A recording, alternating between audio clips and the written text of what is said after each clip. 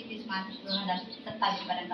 Actually त्याच्यातल्या ज्या सगळ्या गोष्टी आहेत त्या आपण आपल्या गावात करतोच आहोत, पण मग ते अजून चांगल्या पद्धतीने करावं असं. यापूर्वीच आम्ही ते गुणवत्ता आश्वासन कार्यक्रमांतर्गत त्या सगळ्या गोष्टी आम्ही करतोच आहोत, पण ते अजून चांगल्या स्तरावर करावं. आणि महत्त्वाचा त्याचा उद्देश आहे की लोकसहभाग वाढवावा, हा म्हणजे मोहिमेचा मुख्य उद्देश आहे की सगळे आपले ग्रामपंचायतचे प्रतिनिधी, सगळे सदस्य, सरपंच, उपसरपंच, गावातले सगळ्या स्तरातले नागरिक, म्हणजे की मागासवर्गीय भागातले नागरिक, त्यांच्या कोणी प्रतिनिधी, शालेय शिक्षकांचा, अंगणवाडीचा प्रतिनिधी, नंतर आपले बचत गट असतात त्यांचे प्रतिनिधी, युवक मंडळ वगैरे असतात त्यांचे प्रतिनिधी, अशा सगळ्या स्तरावर सगळ्यांचे प्रतिनिधी असून आणि त्या सर्वांचा त्याच्यात सहभाग असावा.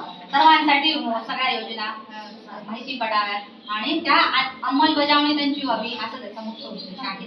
तर आपण या सगळ्या गोष्टी आपल्या स्तरावर करत आहोतच, ते अजून चांगल्या प्रकारे व्हाव्या म्हणून आपल्याला सर्व लोक सहभाग व्हावा यासाठी आपण आज ग्रामसभा आयोजित केली आहे.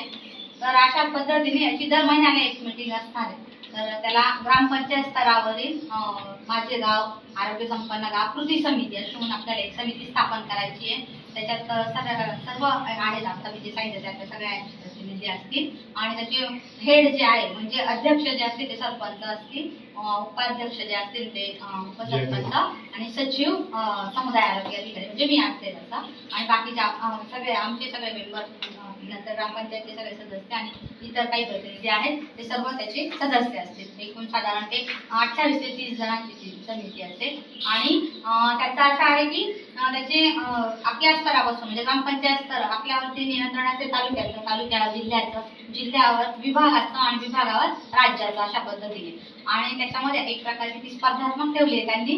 जर त्याच्यामध्ये जर आपण आदर्श उपकेंद्र आपल्या गावाचं राहिलं किंवा गावाचं ग्रामपंचायत आदर्श ग्रामपंचायत, याचे 3 ग्रामपंचायत पूर्ण जिल्ह्यातून आणि विभागातून राज्यातून काढणार आहे. त्याचे बक्षीस पण खूप आहे, म्हणजे की जिल्हा स्तरावर 25 लाख, विभाग स्तरावर 1 कोटी आणि राज्य स्तरावर 5 कोटी असं गावासाठी बक्षीस आहे. तर ते सर्व बक्षिसासाठी म्हणणंच असं नाही, पण आपण आपल्या सगळ्याची सुधारणा व्हावं हा त्याचा उद्देश आहे. बक्षीस मिळवण्यानंतरची गोष्ट, पण त्या निमित्ताने आपण सगळ्या गोष्टी करायच्या आहेत म्हणून खास ही मोहीम राबवण्यात आलेली आहे आणि ती पुढेही चालू राहणार आहे. जशी आपली यापूर्वी संत गाडगे बाबा स्वच्छता अभियान तशा प्रकारची जे आहे, तुमचं जल जीवन मिशनचं होतं, त्याच्यामध्ये मुख्य सहभाग 4 गोष्टींवरती आहे. एक म्हणजे आरोग्य, दुसरं म्हणजे स्वच्छता, तिसरं म्हणजे पाणी शुद्धी किंवा हे आहे आणि प्रदूषण वगैरे जे आहे ते, आणि चौथं म्हणजे की लोकसहभाग. असे 4 गोष्टी त्याच्यामध्ये आहे.